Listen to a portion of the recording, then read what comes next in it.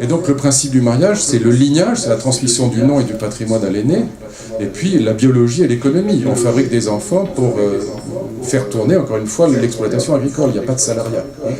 Le problème du couple moderne, c'est comment transformer la passion amoureuse, qui dure 3 ans, en quelque chose qui peut durer 40 ans, voire plus, c'est-à-dire éventuellement une amitié amoureuse dans le meilleur des cas.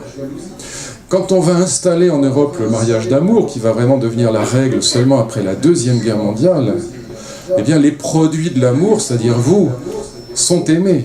Et donc on va se mettre à aimer les enfants, probablement comme jamais dans l'histoire de l'humanité, avec une problématique politique nouvelle qui va apparaître et que l'écologie va saisir, qui est la problématique des générations futures. C'est-à-dire quel monde on va laisser à ceux qui viennent, c'est-à-dire à ceux que nous aimons le plus. C'est pas simplement la problématique de l'écologie, c'est la problématique de la dette. Est-ce qu'on va vous laisser une ardoise? C'est la problématique du choc des civilisations. Est-ce qu'on va vous laisser un monde en guerre? Vous, vous êtes déjà grand, mais est-ce que vous allez laisser à vos enfants une ardoise, un monde en guerre, pas de possibilité d'assurer la protection sociale dans ce jeu de massacre et la mondialisation, etc.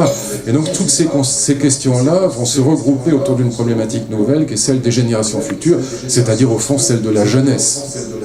Donc vous voyez le paradoxe, je résume, à la fois la jeunesse, pour les 2 raisons que je vous ai indiquées, est l'objet d'une véritable passion. Jamais on n'a aimé ses enfants comme aujourd'hui dans la vieille Europe. En même temps, vous incarnez l'avenir, donc quelque chose qui est de l'ordre du progrès, en tout cas c'est l'idée. Et en même temps, depuis 20 ans, la situation des jeunes en Europe régresse sur tous les indicateurs économiques. Je vous dis ça parce que je pense que si vous pouvez dans votre vie avoir une passion quelle qu'elle soit, c'est une formidable chance. Voilà, c'est comme ça que je vous répondrai. Parce qu'au fond, quel que soit le métier qu'on fait, c'est pas l'essentiel. L'essentiel, c'est la passion qui est derrière et qui subsiste. Mais la jeunesse, sachez-le, il ne faut pas être paranoïaque. Hein. Elle est plutôt dans une situation, alors pour le coup, en termes de liberté, en termes d'entrée dans l'espace public, plus favorable que jamais. Et ce qu'on appelle philosophie en France dans les classes de terminale, c'est en gros cet exercice-là, c'est-à-dire une espèce d'instruction civique. Ça n'a rien à voir avec la philosophie, aucun rapport. Je souligne 3 fois aucun. La philosophie n'a rien à voir avec ça. Nous ne parvenons à la vie bonne, nous les petits mortels, qu'à 2 conditions, et c'est ce qu'on trouve déjà dans l'histoire d'Ulysse, dans l'Odyssée d'Homère, qui est la matrice de toute la philosophie. 1. Vaincre les peurs. Le sage, c'est d'abord celui qui a vaincu les peurs. Voyez pourquoi vaincre les peurs? Parce que les peurs nous coincent, elles nous rendent bêtes et méchants. Le sage, c'est celui qui, ayant vaincu les peurs, est capable de penser librement et d'aimer. Les Grecs pensaient qu'il y a 2 fléaux, 2 mots MAUX qui pèsent sur la vie humaine, le passé et le futur. Le passé nous tire en arrière et nous empêche d'habiter le présent. Le futur est aussi un piège qui nous empêche d'habiter le présent.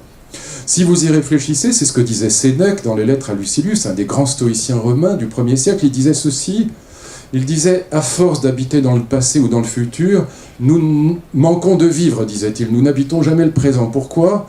Le passé et le futur sont des néants. Le passé n'est plus, le futur n'est pas encore, on entend ne plus, ne pas. Le passé n'est plus, le futur n'est pas encore, ce sont des dimensions du néant. Seul le présent est et nous n'y sommes jamais. » Voilà, la philosophie, c'est 3 questions. Donc première question, connaître le terrain de jeu de l'existence humaine.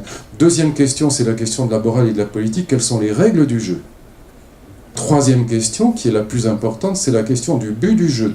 À quoi jouons-nous dans cette existence humaine? Est-ce qu'on est là uniquement pour se divertir comme quand on va à Disneyland? Est-ce que le terrain de jeu est uniquement fait pour qu'on s'amuse? Ou est-ce qu'il y a un sens à tout ça? Ça veut dire que dans un monde globalisé, eh bien la philosophie, elle a toujours le même rôle.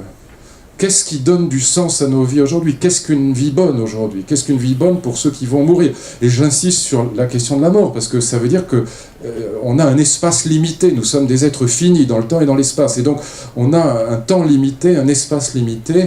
Et la question de savoir ce qu'on doit faire dans ce temps limité, c'est ça la question de la philosophie. Le sage est celui qui parvient à regretter un peu moins, à espérer un peu moins, à aimer un peu plus. Exact.